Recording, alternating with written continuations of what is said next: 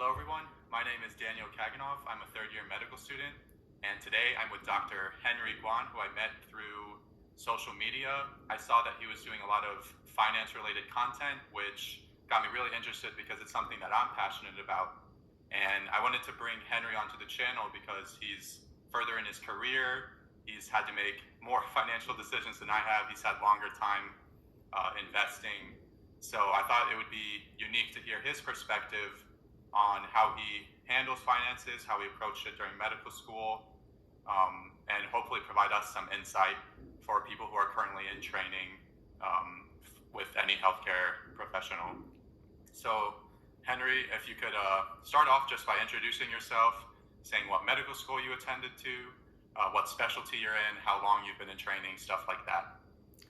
Yeah, thank you so much, Daniel. My name is Henry Guan. I am a family medicine physician. I went to UCLA and I graduated from medical school in 2011 and completed my family medicine residency in 2014. And I just basically started my personal finance journey right off the bat when I had my first paycheck over in intern year. Nice. Where was your residency? Also at UCLA? Yeah, I was also at UCLA. Was very fortunate to get into the first choice for both med school and residency. Nice. That's awesome. So 2014, actually, that's not too long ago. So you said that kind of with your first paycheck is when you first started to get involved with finances.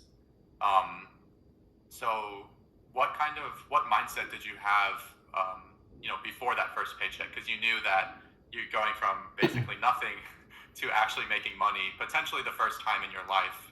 I don't know if you had a job beforehand, but at least a serious paycheck. So what was your mindset kind of going into that experience? Yeah, so actually I was an EMT before. Okay. When I graduated from undergrad. I was an EMT during undergrad and for an extra year in between my Berkeley days and medical school. And I was making $8 an hour in 2007. So I don't know, adjusted for inflation, it's still not a lot in today's dollars. Yeah. And I really had to learn how to be able to live like a poor person because I was, right? When we were growing up, I also didn't come from a wealthy family. My mother was a seamstress and my dad was a prep cook. So, we didn't grow up in the best financial circumstances. My mom was really good, and my dad was really good at imparting the knowledge of budgeting and saving money on me, but there was no talks about investing in stocks or having your money grow. Like at best, it'd be like, oh yeah, you should buy some savings bonds because those are good. And honestly, in the 90s, it probably was not a bad idea. You had a pretty safe return with almost no risk of loss. So I was really good with budgeting, even in my Berkeley days, because I more or less paid for my own education, my own undergrad loans. I was very fortunate to have a lot of scholarships and need-based financial aid because of the circumstances that we grew up in. So I was pretty darn good at budgeting, even in undergrad. And like I said, living like a poor person. And that has really been able to launch me today to where I am financially, because I think the number one skill that folks in medical school or undergrad can really have that will be able to help them for the rest of their financial lives is learning how to budget, learning how to stick to a budget, and being able to maximize the fun and the amount that you can get for the dollar that you spend. Yeah, I can't more highly agree with that statement. And your background kind of with your family It's pretty interesting. So my family, they immigrated from Russia, and they didn't really teach me anything about investing or anything. But my family, they started their own business here in the States after like a few years after I was born. But it was hard for them, like very hard initially. Like I remember, so my mom was like a babysitter, and my grandma worked at a supermarket and stuff like that. So I can kind of understand how it's when you're just living kind of paycheck to paycheck, trying to support your family. Like there's no talks of investing, like because you can't invest what you don't have. But I really like what you said about the budgeting aspect, and you're definitely forced to in medical school because you take out loans for the cost of attendance. So you have like 60K in tuition, and then maybe you can take out another 20,000 or 25,000 for your living expenses, and if you run out of that, then you're screwed. So you have to like literally budget those expenses. So yeah, I do agree with you. That's probably one of the most important skills. Like as a first year medical student, I would say for sure. Hopefully, you got some of those skills in undergrad, but I do know a lot of medical students who, like I remember because I a lot of people in my school know that I'm involved with finances and stuff, so they were kind of asking me, what are you doing? Like, can you help me out? So I think even a lot of those skills aren't developed for people even in undergrad because they don't really teach. I mean, if you don't take any economics courses, which I didn't, it's no one really teaches you it unless you go out and try and understand it for yourself. So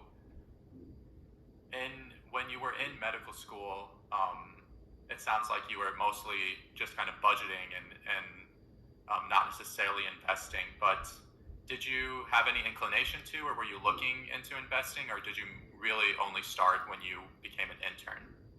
Yeah, that's an excellent question. So you hit it on the nose a little bit when you mentioned it takes money to make money.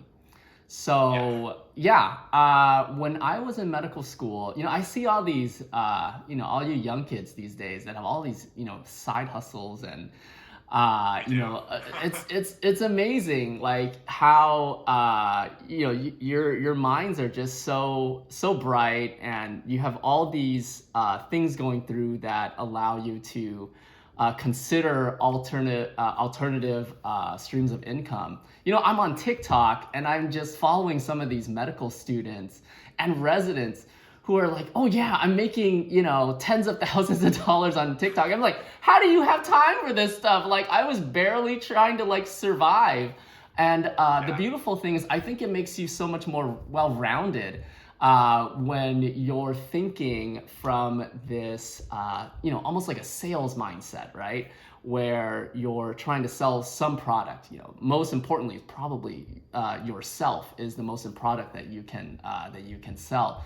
So, I wasn't, I didn't have any extra income or anything like that. I was just so focused on being a good student and, trying to live my life and not throw away my 20s.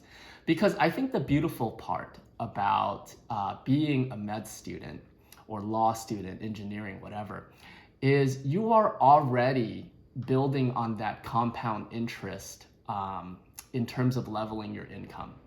So even though you're not making money just yet, the compound interest that you are building is your specific knowledge that will allow you to make a lot more money in the future. So I didn't feel like I needed to, invest from a dollar perspective, because we were already investing in our future incomes just by going to school, just by going into that six-figure student loan debt. So my main focus actually was to get into the mindset of not wasting my 20s. Because that's a lot of what people say, right? When we go into medical school, oh my God, you're throwing away your 20s, your best years of your life. to achieve this greater goal. Wow, how noble of you. And I'm like, no. Like, I want to live my 20s as well. I don't want to, I don't want to just say that this, the whole beautiful decade of my hot years are just going to be thrown away, right? Yeah.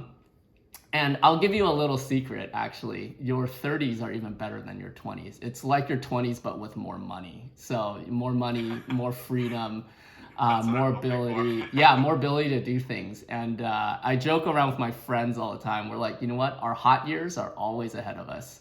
So I don't, to answer your question, I didn't really feel that much of a need to invest. I think that's still the most important thing, because I didn't have income.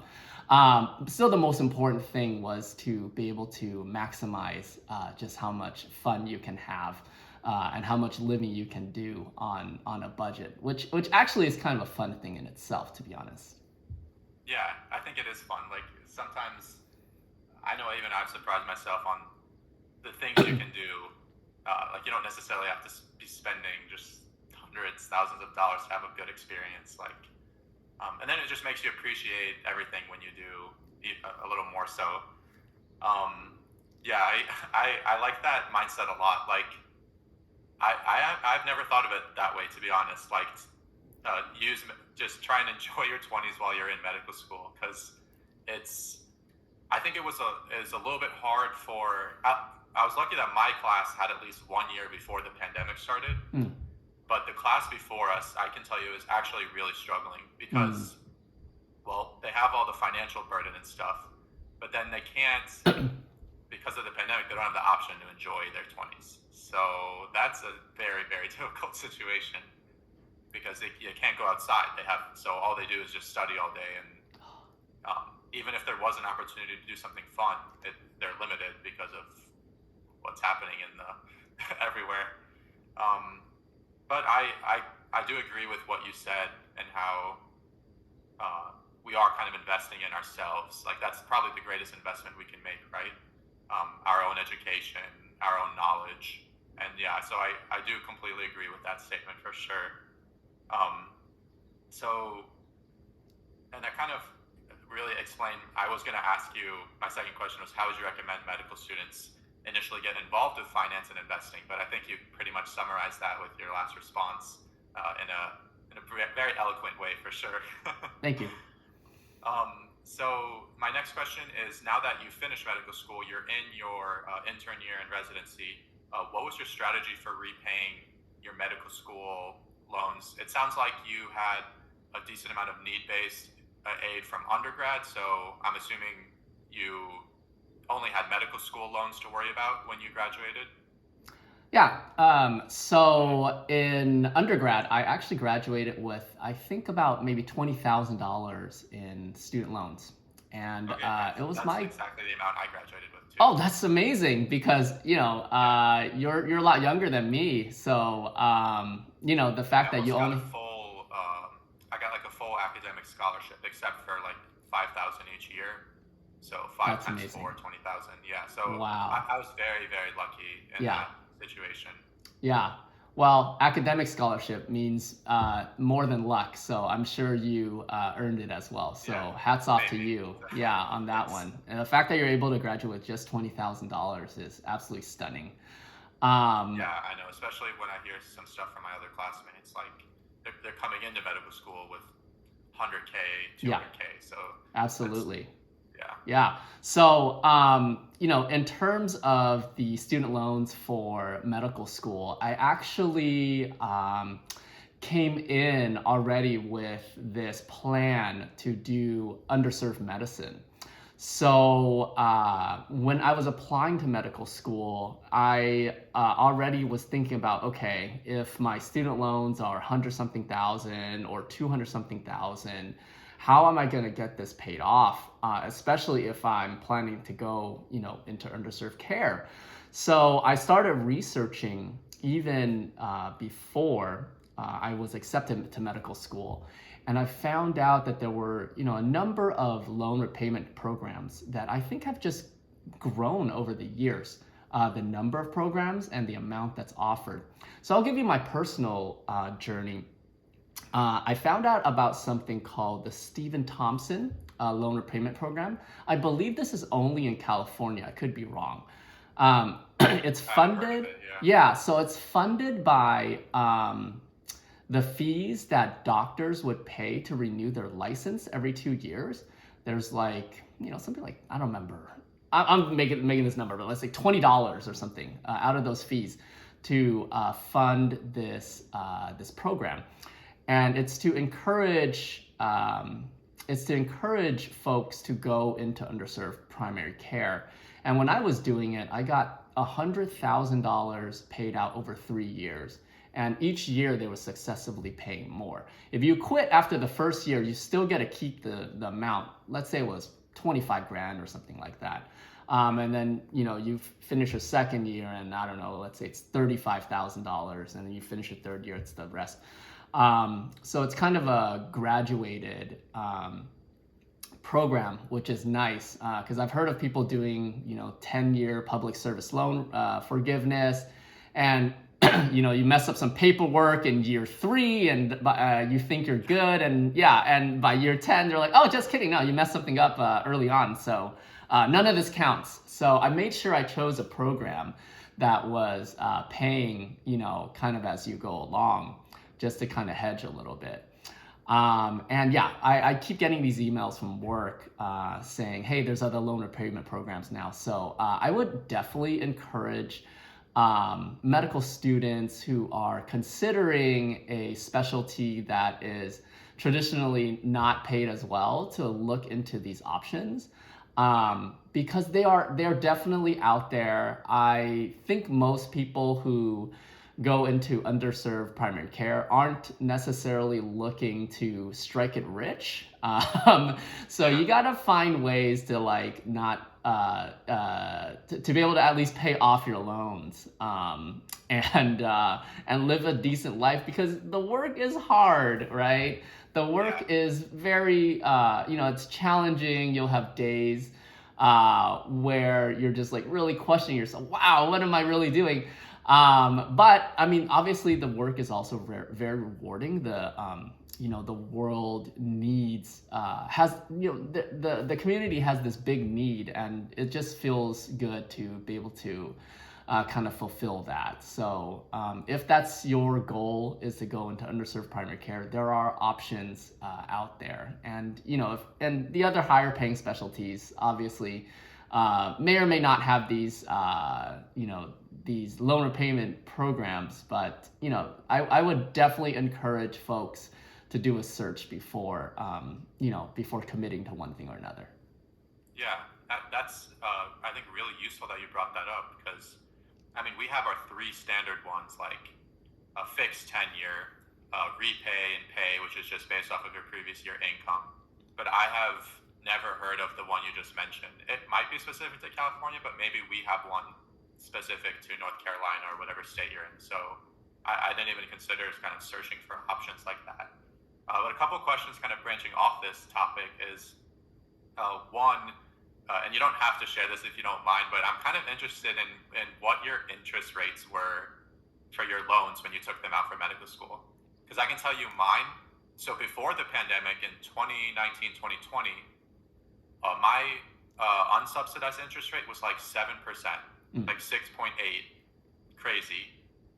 And I know a lot of medical students, if they're kind of financially illiterate, they have no idea what that means. Oh, but yeah.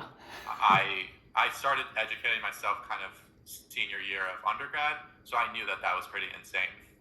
But now I actually, I don't know if I'm using the term correctly, but maybe I refinanced my loans, because what I did was I actually took out the max amount of my Grad Plus loan this past year, because the Grad Plus loan was dropped down to 4% interest. So I basically just, and then I immediately used that amount to pay off my first year med school tuition. So I still have the same dollar amount I owe, but the interest rate is now gone from 7 to 4%, which I told like everyone possible to do that, because there's no reason not to do that. But yeah, so those were my interest rates, but I'm interested in what yours were. Yeah, absolutely. So I was at the 6.8% generation, where Okay, so it's still like that. yeah, exactly. So it's still at 6.8% right now for you guys. No, it dropped. The Oh, it dropped. unsubsidized is like 5.4. Okay. The grad plus is 5.4. Unsubsidized is 4.6. Oh, got it. Okay. So yeah, we had something called, I don't remember if it was the same name, Grad Plus or whatever, but it was like 8%. So yeah. That's probably the worst one. Yeah, it was the worst one. It was like you maxed out your 6.8% and you're like, no, I need more money. Okay, we'll give it to you at 8%. So I'm glad I never took out that amount. I know some of my classmates did. But yes, you are doing the absolute right move right now. 4% is a lot more manageable. So I would echo that and encourage everyone, if that is an option, to do the 4% loan as well and just pay off everything before. So a lot of my friends, what they did was they actually refinanced with First Republic Bank. I wish they would sponsor this video, but I have a feeling I kind of have an idea of what their marketing strategy is. So, you know, my sense of this, and it's kind of worked for some of my friends as well, they would give you these amazing interest rates. And I believe you have to either already be an attending or at least a resident or something to be able to get the best rates. But some of my friends ended up getting 1.99. Oh my God. Yeah, so you refinance with them. They actually lose some money, I believe, with these really low rates, but it's customer acquisition that they're after. So they hope to be able to reel you in with the really low interest rates for your student loan so that they're able to sell you like a home loan or something else with them. Yeah, and their home loans, at least the one example that I've heard of, have some terms that are a little bit more restrictive in terms of being able to refinance. So they kind of lock you in for just a little bit longer for the home loan. So that's kind of their strategy. I think if you're getting their student loans, the student loan refinance with them, it's actually a really reasonable option, and many of my friends have actually done that. There are some other banks out there that my friends were looking at, SoFi, and I get so many physical letters in the mail from SoFi. Yeah. They somehow got my address or something. Yeah. The thing with SoFi is they spend so much money on marketing that I'm not convinced they're able to get the best interest rates to you. I could be wrong. Okay. Yeah. But look into it. One thing I've never considered, like, I mean, I've refinanced just with the government because they introduced better interest rates, but I'm kind of scared to do it through like a third party, you know, not the government, basically. That's like, I don't know why I'm scared about that. It's just like, I think that's okay. The government, it's like, you know, it's like you're using FAFSA, you're using Nelnet, like these very established loan repayment programs. But yeah, I've gotten them in the mail, but I just throw them away right away. And that's okay, I think, as a medical student. I think it's okay to keep the loans as is right now, especially since you have a pretty favorable interest rate. And again, to be able to get like the best rates, I believe you have to have a certain amount of just cash in the bank anyway, which you probably won't have as a medical student. We're talking about probably tens of thousands of dollars that you're just keeping with them. Is that like to show that you can actually repay the loan? Yeah, it's to show that, exactly, that you have like a pretty fat emergency fund in case like anything goes through. Yeah, because they're hedging their bets too, right? They don't want you to do something silly and default on them. So I agree. I don't think as a medical student you need to look too much into refinancing right now. I think you're already on pretty favorable terms. And then the second question I had, branching off this sort of loan repayment topic, is that was just a random Amber Alert. No worries. Nothing to do with me. Yeah. So, Okay, so the second question I had that was related to this topic was, you mentioned that 10-year public loan service program, which my school was so heavily marketing, Hmm. and I felt kind of ambiguous towards it. I mean, I neither felt positive or negative towards it, but um, my sort of biased opinion is like, I feel like 10 years is a long time to wait, first of all, to repay a loan. Like, what if you had the finances to get rid of your loans within 2 or 3 years? Why would you wait 10? But then when thinking about it a little more in depth, like if you actually do the calculations, you might, if you just invest that money rather than repaying your loan, and then it's just eliminated after 10 years, it might make more financial sense that way. And then one thing you brought up was about how if you make a mistake, because I know you have to work for a certain hospital, like a nonprofit hospital, I think it's for 10 years. So there's that situation too. So I just wanted to hear your opinion on what you think of that 10-year public loan service forgiveness program. Because I think it's kind of relatively new, actually, that program. Yeah, people just started getting paid out recently. Like the first, what's it called? Yeah, I was Cohort. going to say, I've never talked to anyone Yeah.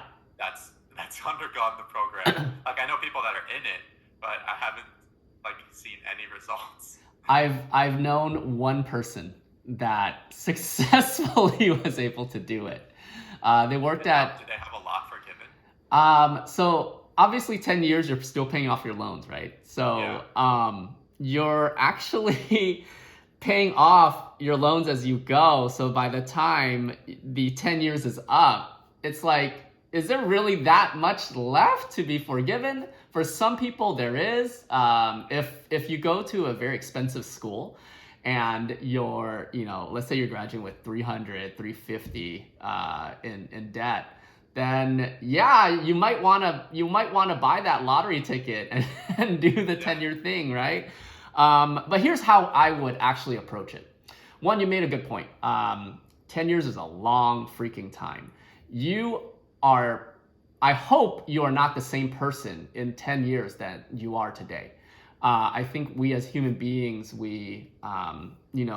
it's important to change. It's important to grow. So what you think might happen in 10 years might not actually happen in 10 years. So the way I would do it is this. If right now you are interested in doing the 10-year program, go for it. But make sure that's not your only option. If you're planning to work at a county hospital and you're like, this is my life purpose and I can do this forever, go for it, but don't necessarily bank that you'll actually stay there for 10 years. We just don't know what's going to happen, right? Yeah. So if the 10-year thing ends up happening, that's great. But if it doesn't, like, I really think it's important to have a contingency plan. And it's so restrictive because, you were mentioning you get the letters, for example, from SoFi and you just throw them away. I don't even know if the rules are, hey, if you happen to refinance with an outside institution, we're going to void everything. Then you'll be screwed, right? And so then you get kind of scared. You're like, wait a minute, do I keep going at a higher interest rate, banking on this 10-year thing actually working out? Or do I kind of hedge my bets a little bit? If I refinance, will that void the terms of the repayment program? Like, there's just so many unknowns that I would definitely encourage folks to do their research before committing to any one thing or another. Personally, I don't really like the 10-year program. Again, just because it's a long time, you just don't know where you're going to be in 10 years. But if you happen to be there still in 10 years, that's great. And having it forgiven is a wonderful thing. Oh, for sure. Yeah, I know. I completely agree with you. You have to be so committed to that program. That was my main worry. It wasn't so much that I thought it was a financial mistake, because it's really good financially, like objectively, but it's that you just don't know who you are or where you're going to be in 10 years. Like, because I think I was was following someone else who was in it for like 2 years and then went into private practice. So Yeah. there we go. They're Yeah. no longer in the program. Yeah. I think the way the program works actually is you can kind of stack years, even if they aren't consecutive.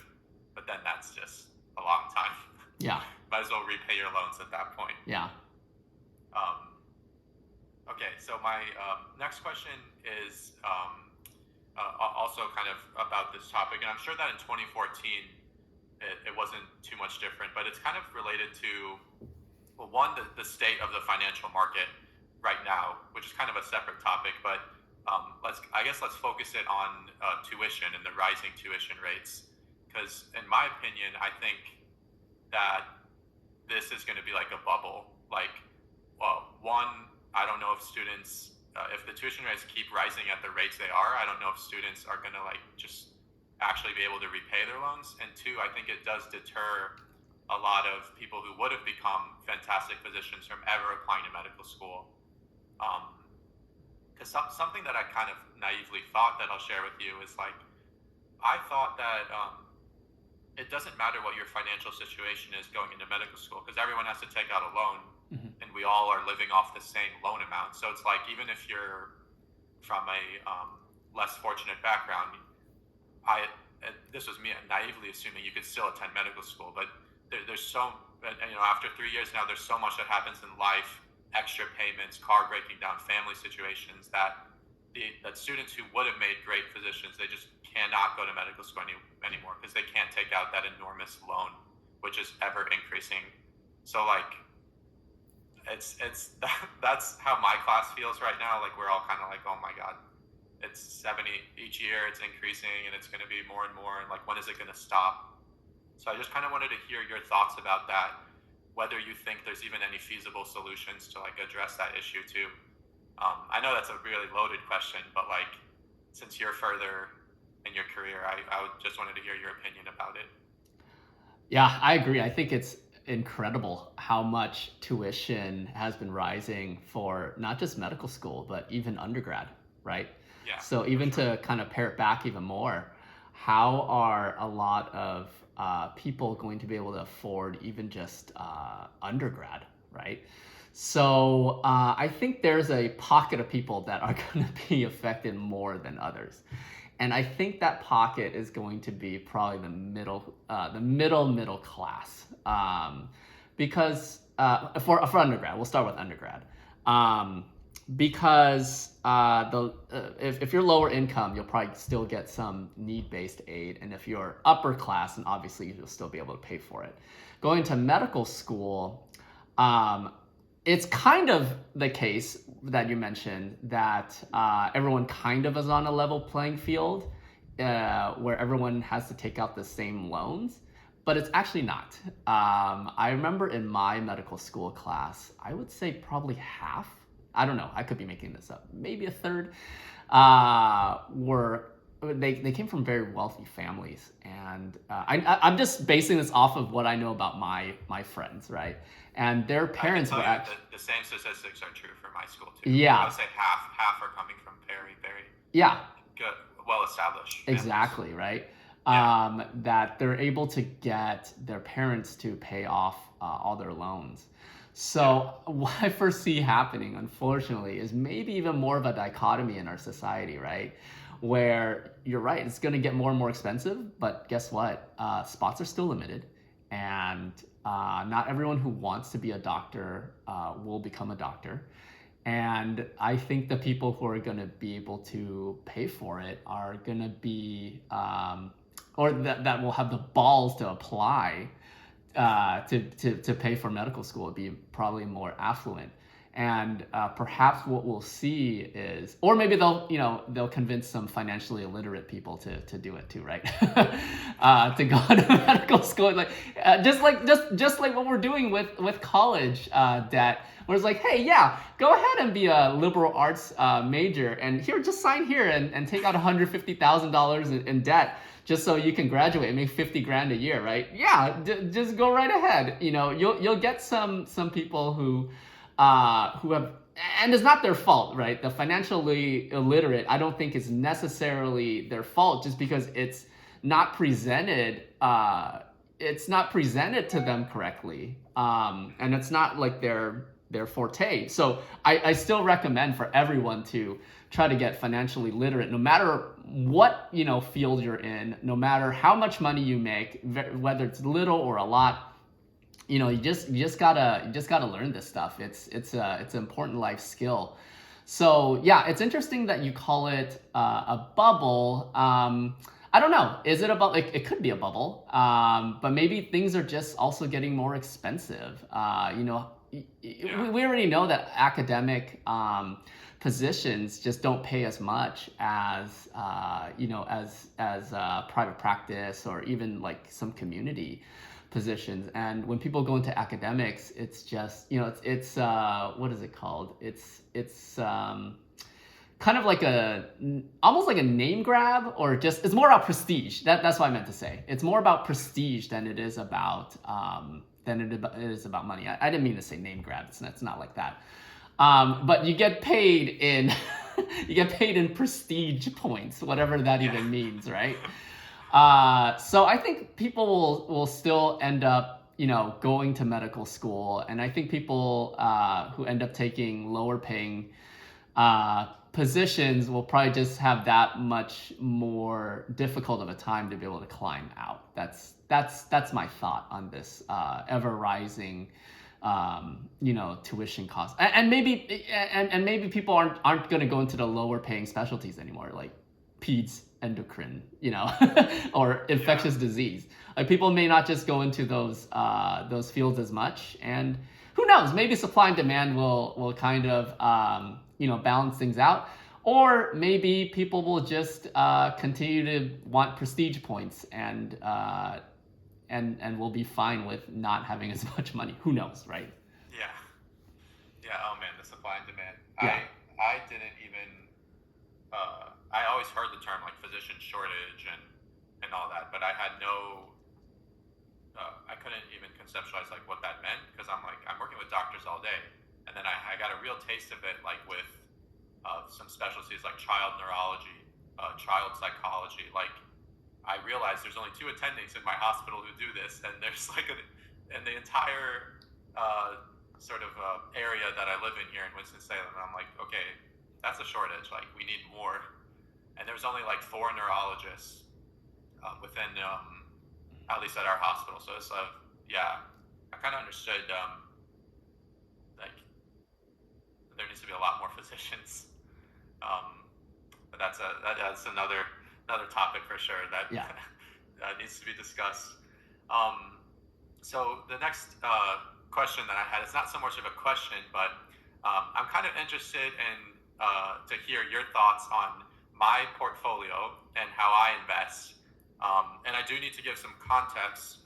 So one, you mentioned this before, but yeah, a lot of medical students are doing side hustles now, like, because we're like, okay, tuition's rising, inflation's rising, like we gotta rise above it.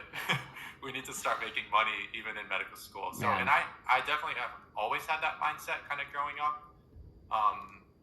My family, they're Russian Jews, and they kind of instilled, money's a kind of pretty important topic within my family, so it was always kind of freely discussed, which I noticed is not with most families. Like it's very hush. Yeah. But for us, it was pretty normal to talk about finances and stuff. So like I was kind of raised in that background.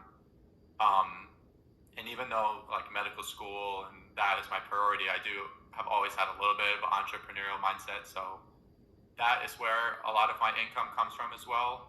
And then I'm also married, so my wife actually works, and so I do most of her investing as well, because she doesn't know how any of it works. Sure.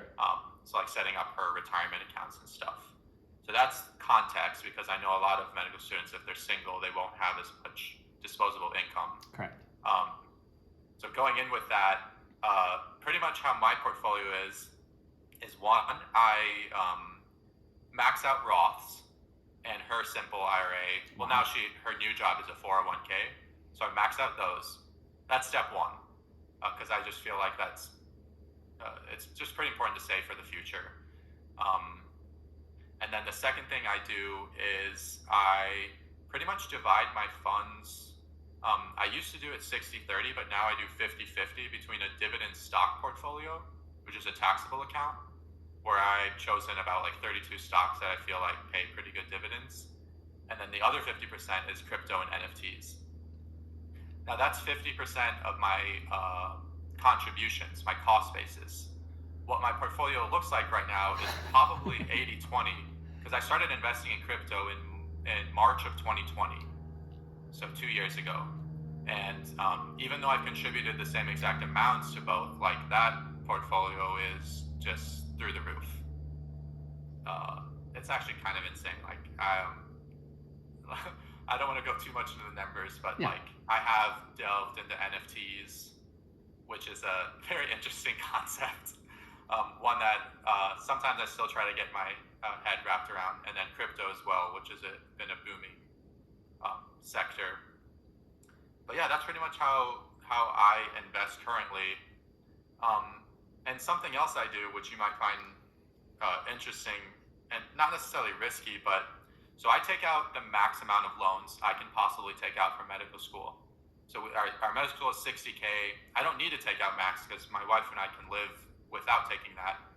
And so our max cost of attendance is $88,000. So I have an extra $28,000 to do something with. So I put that into stablecoin, which is a USDC. Mm-hmm. It's basically a crypto-backed stablecoin. It's 1-to-1 with the US dollar. Right. And I get 9.5% interest on that. So I put all of my loan money from 2 years into USDC. And each month I get an accruing 9.5% interest on it. It accrues monthly. And the reason I did that was I thought it would be I could make a decent amount of passive income that way. And also the interest rates have been paused since March of 2020. Right. So no medical students or residents have to repay their loans or make any payments, and the interest is accumulating at 0%. Got it. So that was like something I thought about and just went 100% into, and it's been working out. But it's like the only bad thing I think about that is like if something were to happen to this USDC coin, like if the economy were to crash, and I would lose that money, and then I would have to pay the full amount of loans I took out. But it's working out right now. So that's kind of a huge, grand overview of my current investment strategy in medical school. Okay, I'm loving this. I'm gonna just dive right in. So to start off, first of all, I wouldn't consider myself to be educated enough on cryptocurrency and NFTs. So that's number one. So I'm gonna be revealing a lot of my ignorance here in that field. But I also I'm going to be presenting some questions for you to ask yourself to test your conviction in your investment strategy as well. Okay. So first of all, one, you mentioned that your wife was working. Is that correct? Yes. She was a consultant. She actually helped write the COVID guidelines here in the U.S. She was like she was a public health major. Okay. We both went to Hopkins. Yeah. Did you say you went to Berkeley for undergrad? Yeah, Berkeley. So I was like 95% sure I was going to attend Berkeley for undergrad. Uh-huh. I got into their school of chemistry. But then when I saw that Hopkins, I mean, the reason I went to Hopkins was because of that academic scholarship. Oh, wow. That's absolutely incredible. First of all, congratulations on that. Yeah, it's huge. It's very, very fortunate to have been given that scholarship for sure. Yeah. But Berkeley was my number one. Berkeley School of Chemistry. Yeah. Berkeley's a great school, and Hopkins is a better one. No, well, Berkeley School of Chemistry is actually top tier. Wow. Okay. Yeah, it's nowadays actually a lot of schools there's the USA ranking list, but some schools are so hyper focused on a specific major. Yeah. Like, and Berkeley School of Chemistry is a very, very good school to go to if you want to pursue chemistry. But it makes sense. The guy that wrote the book, the guy who literally wrote the book on chemistry is at Berkeley. So that makes sense. So she was a consultant, and now she is in UX research, which is an interesting field. Okay. So so go, you were saying. yeah, so I think it's beautiful, first of all, that you're able to do a Roth IRA as a medical I know. student.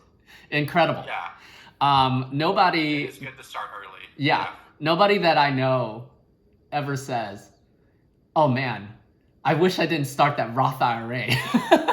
Right? Everyone is so thankful for like their past selves starting a Roth IRA as early as possible. And even for me, I'm always like scheming ways like, all right, if I have a kid one day, how will I how will I get them into that Roth IRA as early as possible? So kudos to you that you're doing that in medical school.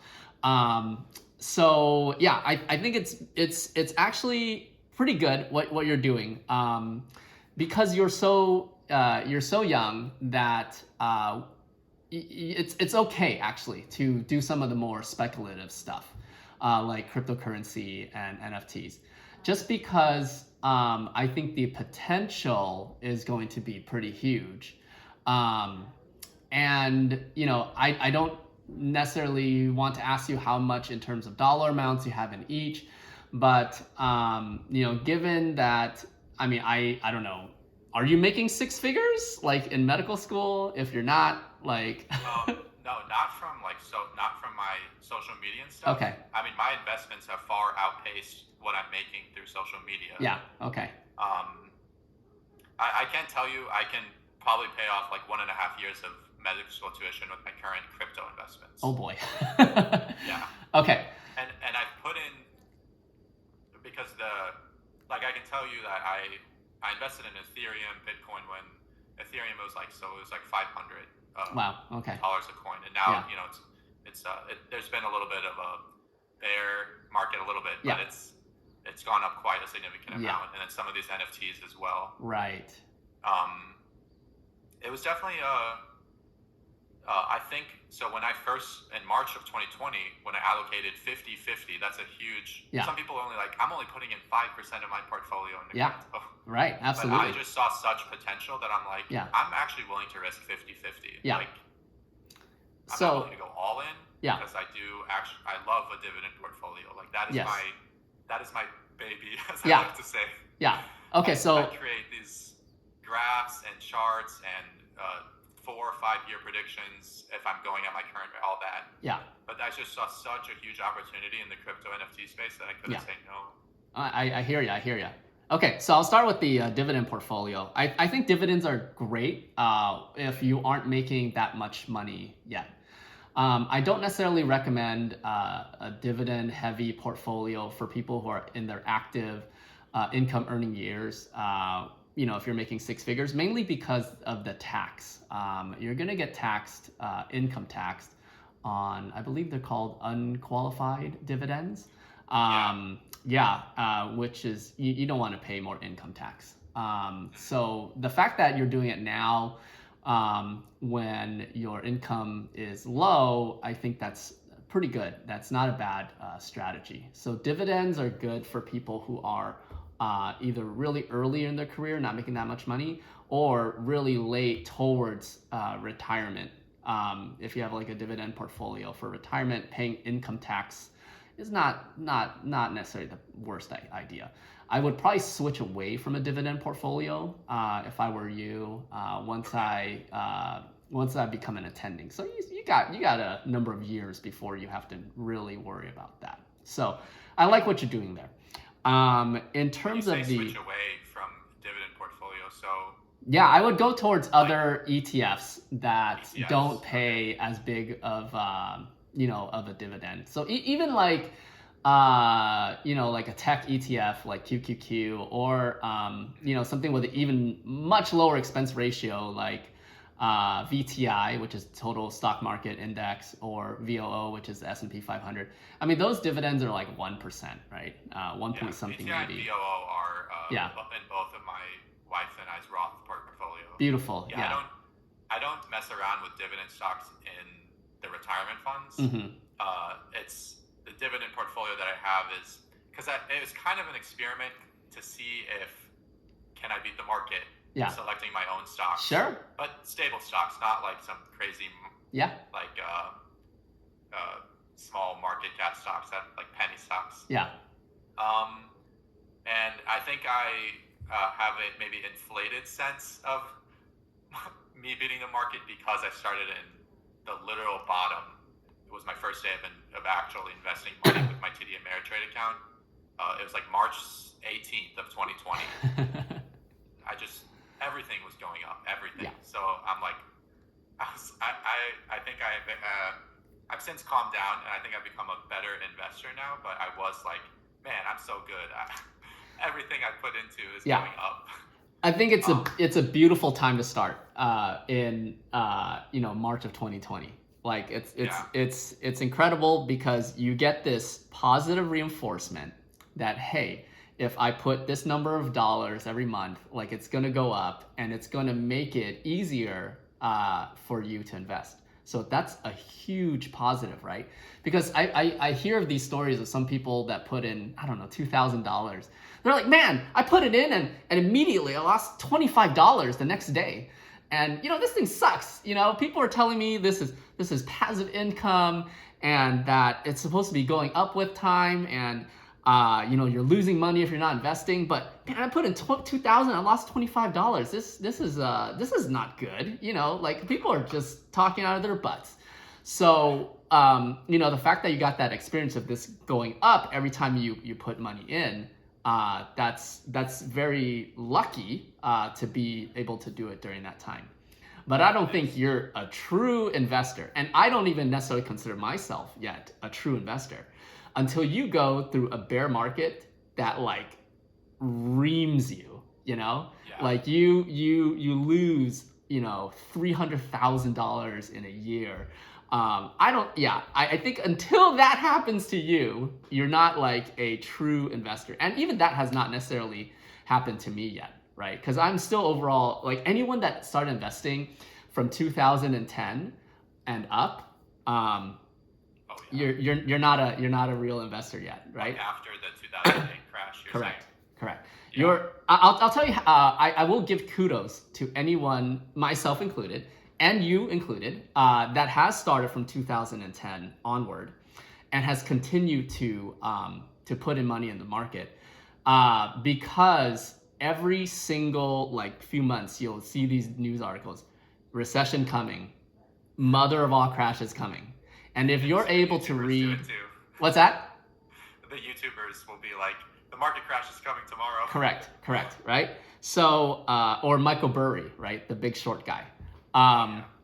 And if you're able to continue to put money into the market, even with this news, that is skill.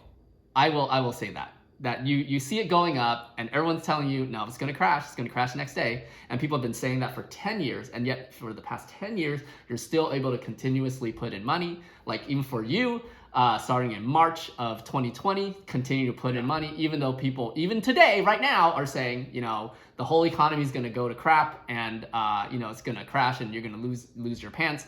And if you're still able to put in money every single month or however often you do it, that is still skill. So I got to commend all the investors right now that are doing that. But again, until you experience an earth-shattering crash that makes you question, that really tests your conviction in your investments, right?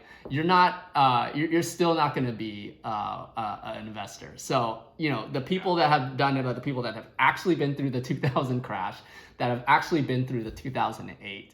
And we'll get that, right? And I've thought about it for myself. Hey, if my portfolio, goes down by 30%, am I going to be at peace with that? And the answer is yes. And I think for most people who have experienced, who have some experience in the market, that's the main question that you're going to ask yourself. And I'm sure you've asked yourself this because you are a crypto investor. So these like insane crashes happen all the time. Okay, so that's my comment about your stock stuff. I think it's great, that you're picking like 32 stocks, pretty good diversification. But again, these ETFs, they have hundreds, if not thousands. So you're still not like, 100% diversified. But if you're choosing stuff that you like and you enjoy, and also you're young, you're not investing like, a whole crazy amount of money into individual stocks as a percentage of how much money you'll be making for the rest of your lifetime, I'm okay with what you're doing. And I see that you're also doing a lot more of the stable stuff, the ETFs in your retirement account. So that's great. The analogy that I've been hearing is, ETFs should be like your fruits and vegetables and your grains. So make that most of your diet. And then the individual stocks is, kind of like pub food. So having it every now and then because it's fun, that's great.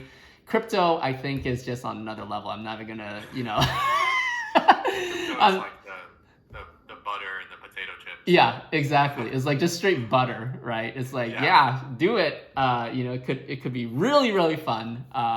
Anyway, so in terms of your crypto and NFT portfolio, my question to you would be,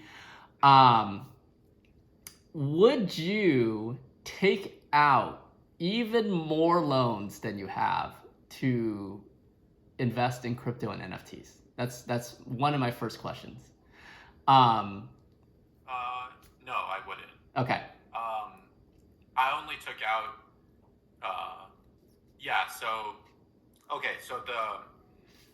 I'm not, the max amount that I took out, I am not investing that into something that's volatile. That's scary. Yeah. Our you mentioned a max stable amount of coin. money we can take out is $88,000.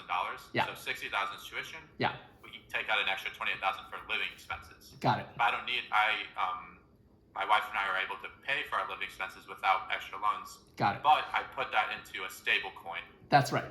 That would be really scary. Yeah. Now, okay, so some of my classmates do invest their loan money. Like in actual investments, like stocks, crypto. That's super scary. Yeah. That's like beyond my risk. Got it. Okay. Yeah. So the money I have invested in crypto is money I made on my own, birthday presents, and some of my wife's money that she's given me as well. Okay. Perfect. Then I think that's totally okay, because again, I think even if you sustained, even if you lost everything and you went back down to your principal or even below that, for your crypto and your NFTs, again, you'll make that back. You'll be a physician. You're gonna make six figures. I wouldn't worry too much about it right now. I think the potential gain is so good, as you've mentioned, that and the amount that you're investing relative to your lifetime earnings, or even your first year attending earnings, is probably like not unreasonable. So I think it's probably fine. And I can tell you what I did before. So before I put into USDC, as soon as I heard the government pause the interest rates and loan repayments, I first put it into a Marcus high yield savings account. The $28,000 I put into there. Got it. And like I told a lot of my friends to do that too, because that's super safe. That's a Marcus savings account. Right. And the interest was like 2%. So why not earn 2% interest on $28,000? Sure. Absolutely, very reasonable. And then just a month before you have to pay it, just send it back and pocket the interest. Right, that's correct. But then I found out about USDC and I was like, oh my God, I can be making 9.5% interest. Yes. And so since then, it's just been sitting there. So one caveat with that would be, I think you alluded to it already, with the staking of the USDC, there is a possibility of losing your principal, right? There's a possibility. Yeah. It's not like FDIC insured, like if you were going to put it into a savings account or something like that. But the flip side also is, the risk might be small that you'll lose your principal. So if, you're not going to get a 9% return on investment with zero risk. Like there's just no such thing, right? Even when we're investing in the S&P 500, we're expecting somewhere between 7 and 10% per year. But even that, is not risk-free, right? You could definitely be losing money. You invested in January of 2022, and right now you're down, right? So even investing in the S&P 500, you're not doing it risk-free. So everything that has a higher yield is going to have some some risk. Now, the other option I would say potentially is actually, I mentioned the savings bond. It's now at 7.12%. And I think that's actually more safe than, it's called a Series I savings bond. 7.12%. I know very little about bonds, actually. Yeah, the only caveat is you can't pull it out before 1 year. So it just depends on when you're planning on using this money. I would say the Series I savings bond is safer than staking USDC. You're definitely right about that. But the thing is, like, if you're staking USDC, it's maybe it's more liquid, right? That you can potentially. I can immediately. You cash could it out. exactly. You could immediately cash it out. And the other question you would want to ask yourself is, who is paying you 9.5%, right? And what are they doing with your money? Because the way, for example, a bank makes money is, you put money to your checking account, they give you nothing, and then they take that money and loan it out to someone else to buy a house for like 3.5%. So that's how the bank makes money. So always a good question to ask yourself is, who is giving you 9.5%? What are they doing with that money? And what is the risk to you? Because nothing is risk free. And if you answer those questions and you're tolerant of the risk and you accept the risk, by all means, like, do it. Again, I think I'm just I'm a little bit ignorant in this space, so I don't know. I don't know the answers to the questions I just posed. So that's why I haven't personally done it.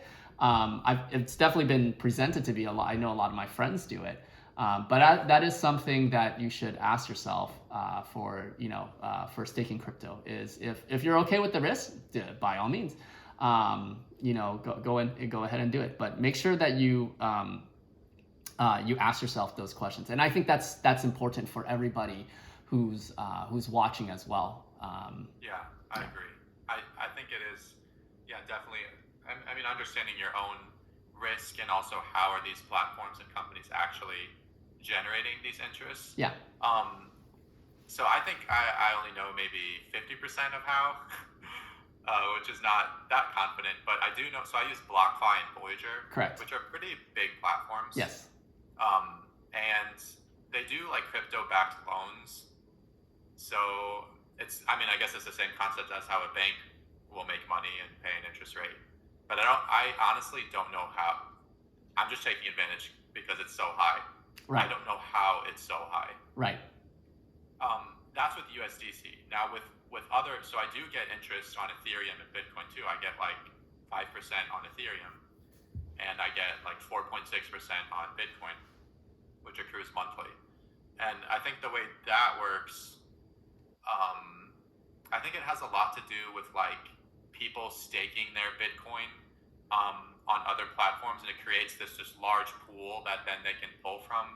But I think it's actually a little bit complex. There's like some like blockchain technology involved, and how long people stake their crypto for. But USDC is just it's 1-to-1.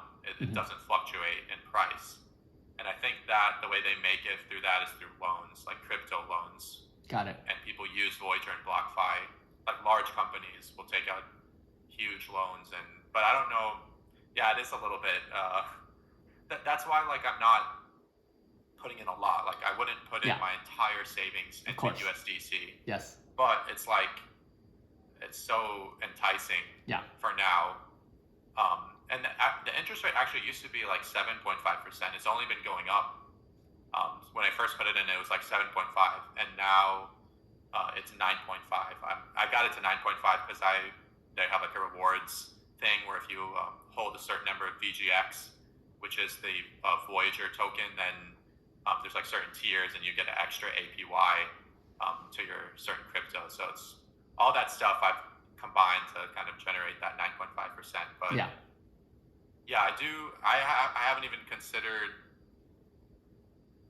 the risk too much of it, and I haven't thought about bonds, to be honest, because I actually know nothing about bonds. It's okay. I'm not saying you need to do the bonds, but the bonds similar to like when you do. I know there's something called a CD. I might be butchering this, is it called a CD, where you can do it. I think Marcus even has one where you put in like 10,000 and they guarantee you 5%, but it's like only after like 2 years or something.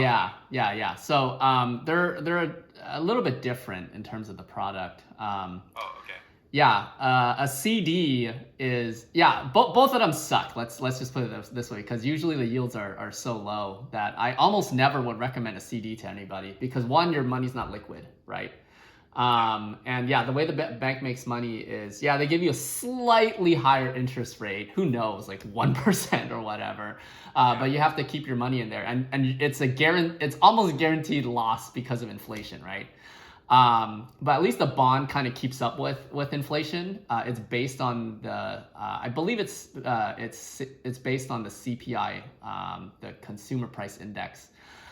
So then the interest rates can go up or go down depending on inflation. The way that bonds work is you give the money to the U.S. government.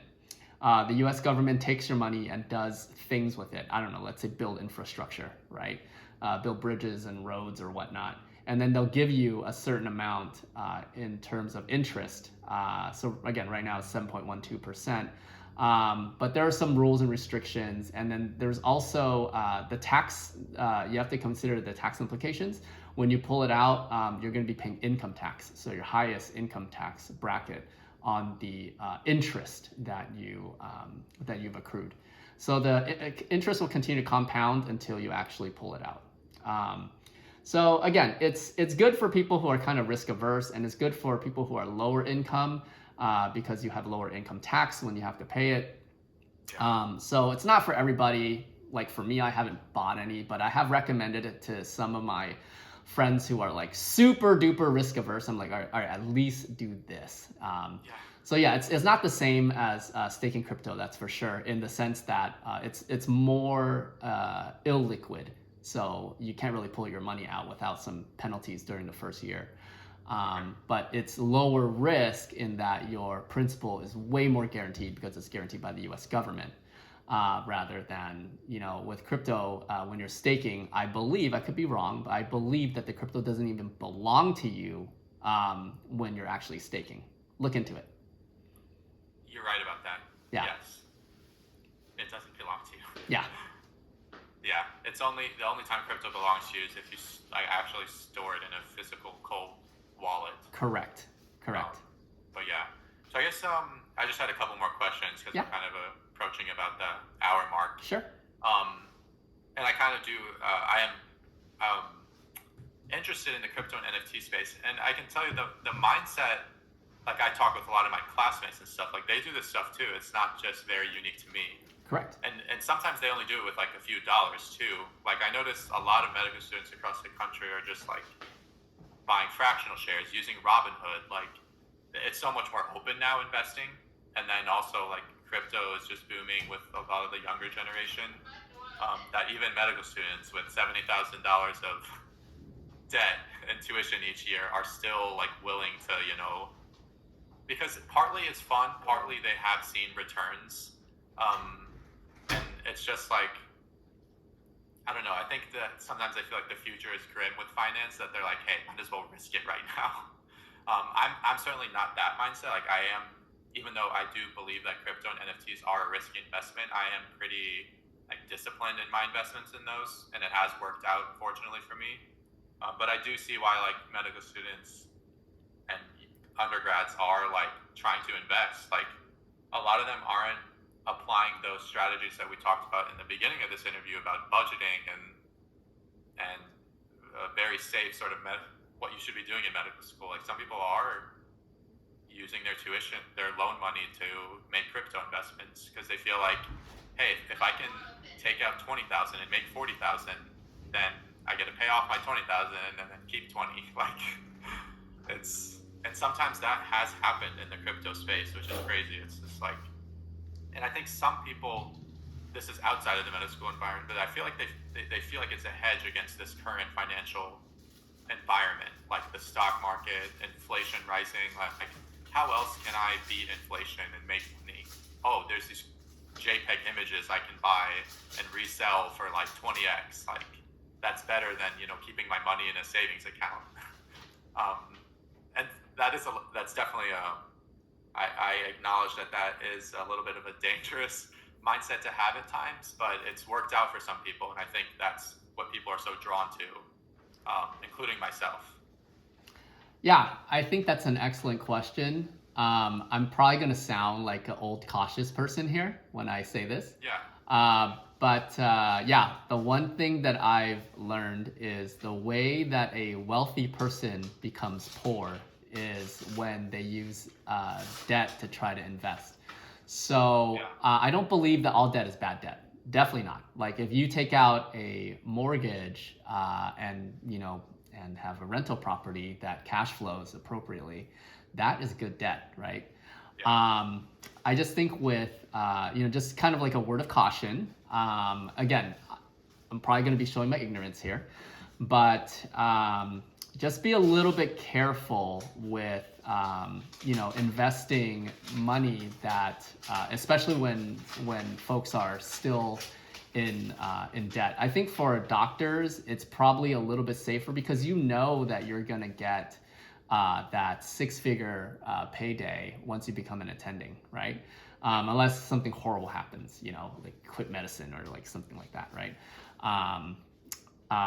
But for most folks who aren't going to necessarily see their incomes jump by that much, I would definitely urge, like for example, college students to be a lot more careful with that. I think what we've seen is a really good boom time during this past year, and as I was saying, like you're not a real investor until you see your portfolio just crash by 20-30%. And it obviously also depends on when you started getting in, right? Imagine like you got into Bitcoin at like $65,000, right? Because everyone else is like, hey man, like this is like, look how much it's just shooting up, and you're now at 40 something. That could get some folks in trouble. So I would just be careful. I think for young people, it could be, it could be okay because you still have time to make that money back. But I would say, the most important thing really when it comes to investing is to not be greedy. I think investing is good for kind of like wealth preservation. And if you're already making good money and you're able to invest the difference of, what you make versus what you save, then that's great. But if you're kind of like, going into debt because of it, because you think that, it could, it probably will go up in the future. Again, I would just, have a word of caution there, and really do your due diligence in terms of researching what you're investing in rather than just doing it because someone else has made a good amount of money. And for you personally, Daniel, it sounds like you're relatively responsible with it. Because I 100% agree with only investing what you can invest. Yes. For sure. I only bring up that scenario because I do know some people around the country, including medical students, who have invested their loans. Yeah. The one exception I've made is that USDC thing that I'm doing, which that's the only example of investing my loans. But I would otherwise never put my loans or any sort of debt into a risky asset. Yeah. I'm only investing what I can into crypto for sure. Yeah. But it's interesting times to be investing. Yeah, and I think it's good to have a balanced perspective as well, because I know a lot of people who are very excited about crypto, and then they talk to me like kind of like the Debbie Downer about this stuff. But I'm like, well, what I'm actually doing for you is kind of like testing your conviction, and if your conviction is strong, even after after all the questions that I have for you, then by all means, like, go ahead and do it. And I think what you're doing is completely fine. Just because you're actually making a little bit of income on the side, you're not like doing anything insane where you're where it seems like you won't be able to pay back your loans. You're not like over leveraging like crazy. Again, yeah. you know, staking the USDC, I think probably the risk is okay. You know, it's you're probably not going to lose your principal, but you know, just keep that, you know, in the back of your mind, like, hey, like what would happen if I did, in the off chance, like what is it called, black swan events, right? You also have to kind of watch out for these things. Low chance, but high damage. You know? Yeah. Yeah. Exactly. And yeah, that is why I remember the first question you asked me was like, would you put in more? Would you take out more loans to put in more in the USDC? And my answer is definitely no. Yeah. I realized I can take out. It's readily available for me to take out up to the cost of attendance. Right. Because I'm a medical student. Yeah. Otherwise, sometimes it's actually hard to take out loans. Yeah. I mean, I couldn't just show up to the bank and take out a loan. Yeah. So I just thought of that as like a little small opportunity I have. Yeah. And I guess one that I actually haven't gone through this process. I'm literally going through it with you about, if a black swan event occurs, that 28,000 is dusted. It's gone. Yeah. But like, in the grand scheme of things, maybe I could make that up as a physician. Oh, you'll make that up. Yeah, that in a couple of months. So it's not the worst thing in the world for someone who's going to be a physician. Yeah. No, but I actually do appreciate. I think it is really important to have to hear people who, because a lot of people are hesitant about crypto. It's gaining a lot of adoption. Yeah. From major financial institutions, businesses, but it is still relatively new overall. Right. And just one more question I had related back to that is like, what is your main hesitancy towards crypto and the NFTs? Like, what is your biggest concern, I guess, about that space? Like, because you certainly, if you're not invested in it, it's probably because you see like a flaw in it or something. Yeah, I'm glad you're asking this question. You know, we all have to kind of check our blind spots. I'm going to check my blind spots. You're going to check your blind spots, right? Yeah. So a few things. So I don't know if Bitcoin and Ethereum are going to be like Netscape and Yahoo. I've kind of mentioned this on my some of my social media stuff as well. How do you know that Bitcoin and Ethereum are going to be the Googles and Amazons?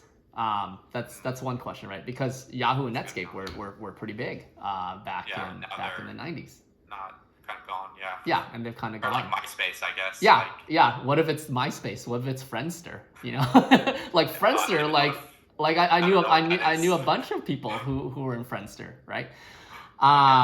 So that's one question. Two, I love the concept of DeFi. I love the concept of smart contracts. Like those seem, fantastic. I've sold, cars, like, my cars to other people, and I know how cumbersome it is to like go into the bank and verify a cashier's check and this and that, right? Imagine you had a smart contract and you just got rid of that. The transaction would be so much smoother. So I like this technology, right? I think it's beautiful. I think it's going to be, I think it's going to be, it's going to change the world. I just somehow don't see the connection between, I don't see the connection between this technology and the value that's in, certain cryptocurrencies. Like, I see those two things as kind of separate. And my third hesitation is to call something a currency. Why would I want to spend, let's say, Bitcoin or Ethereum if I expect the value, not just because it's volatile, but if I expect the value to go up, right? The reason I want to spend my dollar, because I know that my dollar is worth more today than it will be in 1 year, right? Yeah. So, currency has to be a little bit inflationary to stimulate spending. But then, if it's currency and that it's going up in value, I just want to hold on to that, right? I don't really want to spend it. Maybe store of value is a more interesting term, I guess. Because like, I don't know, a Rolex watch, for example, can go up in value, right? Or a Chanel bag can go up in value. But and you could definitely trade those items for other things if you wanted to. I would want to trade it if I wanted to buy something else, for example. So maybe in that sense, it could kind of work. So yeah, I mean, those are kind of my main hesitations. I'm trying to see which cryptocurrencies are kind of smooth out when it's no longer on social media, right? Or not that it's no longer on social media, but is no longer in the mainstream meme accounts, on Instagram or whatever. When there's like Roth ETFs of crypto funds. Well, that's the thing. Actually, I think the ETFs are coming / already here. I know you could actually invest with your Roth money, if I'm not mistaken, right? Yes. Yeah. So I see it. There is definitely a lot more mainstream adoption, no doubt. It's just that I haven't found good answers just yet to those three main questions that I've had. Yeah. No, those are, I think, really important questions that I think everyone is still trying to figure out to some extent. Mm-hmm. Yeah, the thing you brought up is really, it's why I've actually never spent or sold or really transacted any of my crypto investments. I've just been holding on because it's like a store of value. It's like, it is weird to think about it as a cryptocurrency. I think that's why the USDC is so important, like a stable coin, because then it's one-to-one and that can be transacted, used in the blockchain. Yeah. But yeah, like why would you ever sell Ethereum or Bitcoin or use it to buy a pizza? Yeah. when that pizza could have made you a millionaire. Yeah, exactly, right? And there's all these random stories of that too. Or like the Dogecoin story of the guy who sold us Dogecoin for like a Honda Civic, founder of Dogecoin, right? He's like, it could have been whatever this, right? Yeah. So I think it's I guess to some extent with these different cryptos, because there's a lot, you are investing a little bit into the technology that it's trying to solve, or what it's like the product itself. And I think that I'm being completely subjective here, but I feel like the prices at some point are going to be very stable, like less volatile. Yeah. I mean, right now it is pretty crazy, like Bitcoin going from 60 to 40K here and there, Ethereum in the 3,000 range, but like, I think. Siri, I'm in the 3,000 range. Siri thought I was talking to it. Yeah. I think that maybe like when there's very huge mass adoption, I think there will be a little bit of stabilization of prices, but even then, like who knows what's going to happen. Yeah. And it is sometimes difficult for me to grasp too, because like when you invest in a stock, it's because you're investing in a physical product, like a company that makes has money. A mission, and you believe it. Like, it makes money. Like if you invest in Apple, that's a very concrete thing you're investing in. Yes. But like, I think it's a little bit harder to wrap your mind around, like, what are you investing in when you put money into Ethereum? Correct. Well, maybe it's like a Chanel bag. Yes. Which my wife actually, she has bags like that actually. Yeah. That have increased in value. Yeah. So now that it's funny the way she kind of is an asset. got into my mindset. Yeah. Yeah, exactly. Because I'm like, okay, fashion. I don't care about fashion at all. Like these bags. But then as soon as she kind of was saying, hey, this is gonna go up in value, I was like, okay, let's get it. Like. Yeah. It's so funny. These bags. But then I think the bags is also a little bit of a good analogy, because at the end of the day, like, even a stock, okay, yeah, it's a physical product, but as long as like supply and demand, people are buying it for a higher, lower price, like you can take advantage of it, I guess. Like that is why I do treat crypto more like as a stock investment rather than as a form of currency, even though it is trying to be a currency. Yeah. Yeah. But I think also the reason, so we're comparing Ethereum and Bitcoin to the dollar, but like, what if Ethereum is so widespread and has so much mass adoption that now we think of transaction in terms of 0.1 ETH, 2 ETH, and then the dollar becomes like obsolete. Because that's where our hesitancy arises from. We're like, I don't want to spend 0.1 ETH today if tomorrow it's going to be worth even more. Right. But then if the dollar becomes obsolete and it's just 0.1 ETH is 0.1 ETH, and that we kind of have a sense of how much that is, then maybe that will make it more of like a legitimate currency. Potentially. Yeah. But that'll probably be far into the future. I don't know. But yeah, it's definitely an interesting space overall. I do appreciate you like sharing your thoughts and opinions about it. Yeah. I think it's super important to have those questions because like there's still a lot of people are asking those same questions. So it's definitely good to think about that because I mean they could be like the Yahoos and the MySpaces right now, and it could be something that will revolutionize the space, and who knows. Or it could be Google and Amazon. We don't know. Yeah, exactly. Yeah. Okay, so my final thing that I wanted to ask you about was just to kind of share your social medias, where people can find you on what platforms, and then kind of your main goals of those platforms. Yeah, thank you for that. So people can find me on TikTok, Instagram, and YouTube. My handle is Guan on Fire.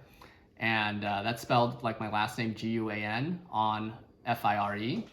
And my main goal is just really to spread awareness, to increase financial literacy. I, obviously have my main income as a doctor, and I just feel like I could provide more value and meaning to the world for people who have been kind of struggling with their finances, especially if you're like middle class and you're thinking, man, how can I ever retire? How can I set up an emergency fund? How can I be able to not, be at the whim and mercy of a time off request from my job?